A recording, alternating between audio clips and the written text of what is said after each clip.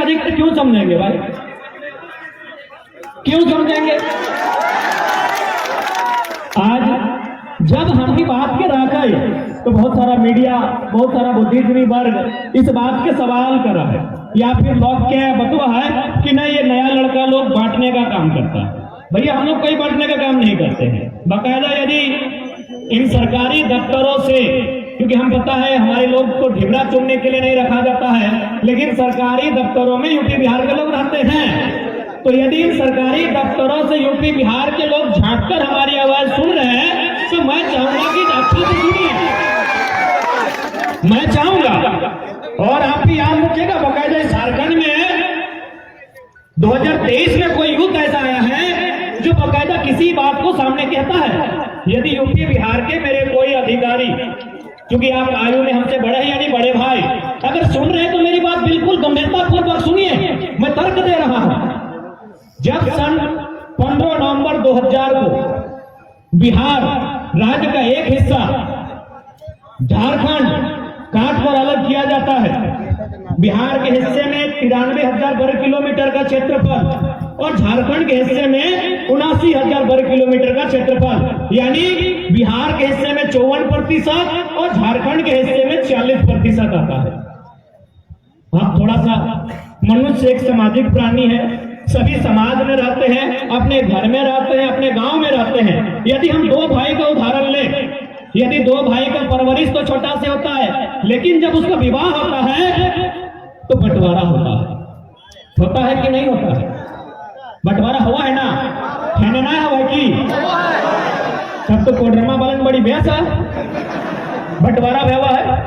दो भाइयों में बंटवारा होता है, साथ पढ़ता है, साथ खेलता है, साथ लड़ता है, लेकिन शादी ब्याह जब होता है और थोड़ा सा जब माता पिता बूढ़े होने लगते हैं तो उनका बंटवारा होता है।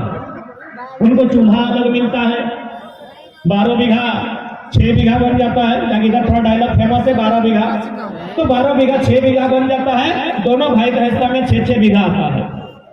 तो ठीक उसी प्रकार बिहार जो दिग्भ्रम फैलाते हैं, मैं साफ कहता हूं कि बिहार हमारा बड़ा भाई है।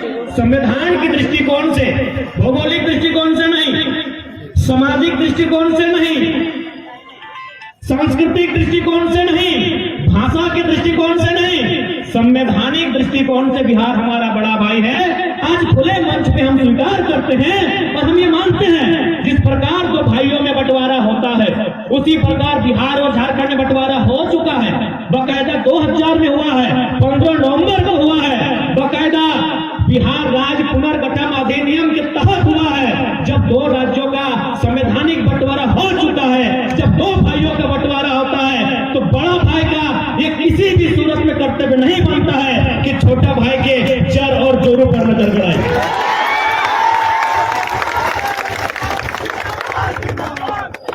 क्या एक भी उदाहरण ऐसा है कि दो भाइयों में बंटवारा होने के बाद बड़ा भाई लाख बलशाली है, बड़ा भाई लाख धनवान है, क्या छोटे भाई की जोरू और जमीन पे नजर गड़ाएगा?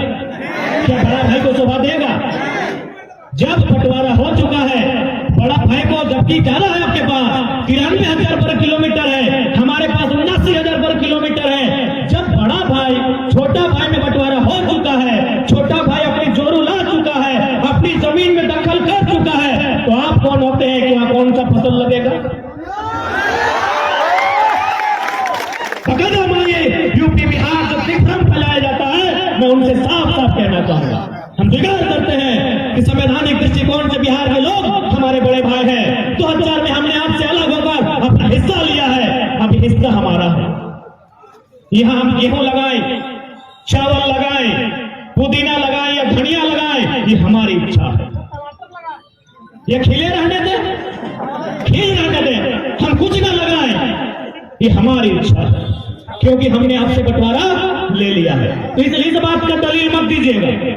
अगर कोई इस बात का दलील देता है तो बहुत गलत दलील देते हैं। दूसरा बात, मेरे अगर प्यारे बिहार यूपी के साथी भाईगण मेरी बात सुन रहे हैं तो याद रखिएगा, बंटवारा भी बहुत किस्मों का होता है। अगर भाई समझदार होता है, अगर भाई दयालु होता है तो बंटवारा सहूलियत के साथ होता है, बिना पंचों के होता है, बिना रगड़ के होता है, बिना झगड़ और झगड़ा के होता है। हमारा बंटवारा 88 साल बाद मिला है, बंटवारा 88 साल बाद मिला है। यानी हजारों बार पंचायती हुई, हजारों बार मीटिंग हुए, हजारों बार मांग मांगी गई, लेकिन उसके बाद भी 88,000 बलिदान के बाद 88 साल बाद झारखंड बना है। 1912 में सबसे पहले मौखिक रूप से झारखंड अलग राज्य की बात कही गई थी। सन 1912 में सबसे पहली बार मौखिक रूप से मांगा गया था कि हमें झारखंड दीजिए। उसके 16 साल बाद जब साइमन कमीशन भारत आया था, आपको तारीख बकायदा याद होगी क्योंकि उस समय नारा भी लगा था साइमन गो बैक। 1928 यानी 16 साल बाद जब साइमन कमीशन भारत आया था तो हम लोगों ने पहली बार बकायदा लिखकर, 12 में बोलकर और 28 में लिखकर मांगा था कि हमें अलग झारखंड राज्य। झारखंड के बारे में कभी राष्ट्रपिता महात्मा गांधी आए, कभी महानायक नेताजी सुभाष चंद्र बोस आए, लेकिन उनके कानों में हमेशा इस बात को रखा गया है, उनके कानों में हमेशा इस बात को रखा गया है कि हमें अलग झारखंड भी चाहिए। तो इसलिए मैं उम्मीद करता हूं यदि आपको कोई भ्रमित करने का प्रयास करेगा, उनसे साफ कहिएगा हम मानते हैं बिहार हमारा बड़ा भाई है, बंगाल हमारा उससे बड़ा भाई है और उड़ीसा बीच वाला भाई है। जब सबका बंटवारा हो गया है, बिहार उड़ीसा में नहीं, उड़ीसा बंगाल में नहीं, बंगाल बिहार उड़ीसा में नहीं, तो तीनों मिलकर झारखंड को कहे दबा रहा है।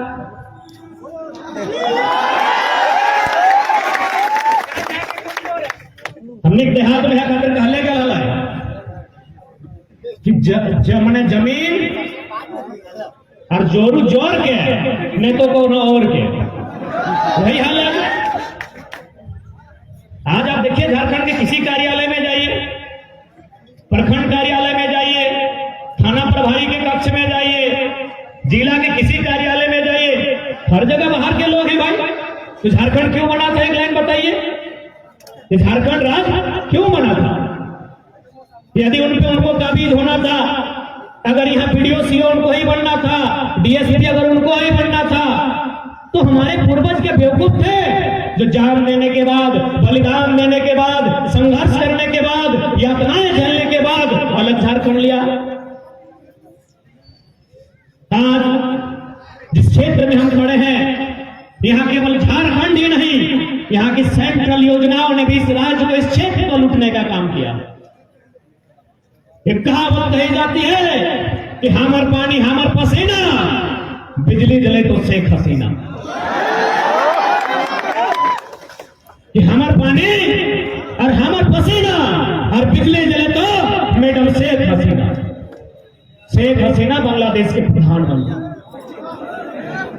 बिजली कहां बनता है?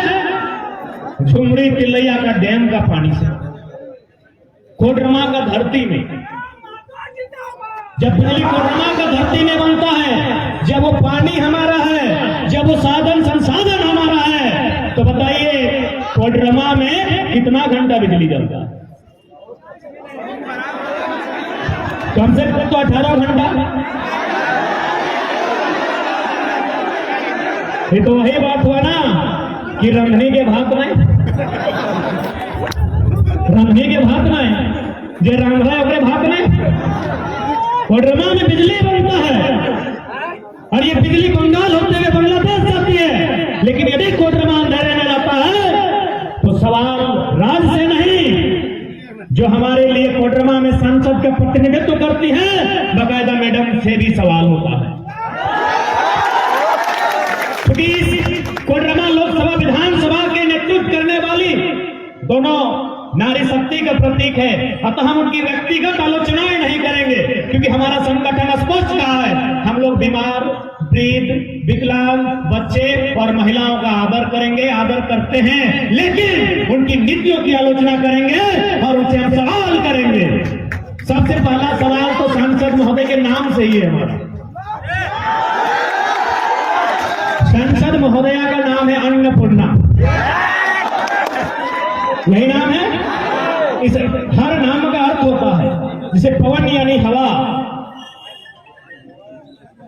नीर यानी पानी। उसी तरह हर नाम का अर्थ होता है। यहाँ जितने लोग हैं कोडरमा लोकसभा के भीतर, अन्नपूर्ण का अर्थ क्या होता है? हम लोग पढ़े, अन्नपूर्ण का अर्थ होता है भोजन की देवी से। अन्न यानी आहार, यानी अन्नपूर्ण का संबंध होता है। जो सबकी अपनी अपनी आस्था है, किसी की ईश्वर पे, किसी की अल्लाह पे, किसी के वाहेगुरु पे, तो किसी के पर्वतों पर, किसी की पहाड़ों पर, यानी अन्न